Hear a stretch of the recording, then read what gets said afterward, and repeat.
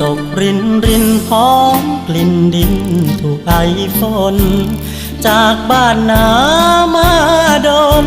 สิเป็นจังใดหนอป่านนี้ฝนย่อยลงมาท้องไร่ท้องนาหญ้าเขียวขจีหน่อไม้ไฟผักติ้วกูดจีหอดมือนี้ไผสิสนใจหน่อแนวอีสานมาหางานในเมืองหลวง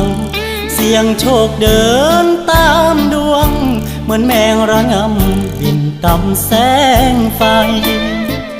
บางก็โชคดีมีงานทำได้เงินกลับไปบางคนสู้จนแพ้พ่ายเมื่อบ่ได้อยู่ไม่มีหวังคือภาพที่เห็นจากพี่น้องบ้าน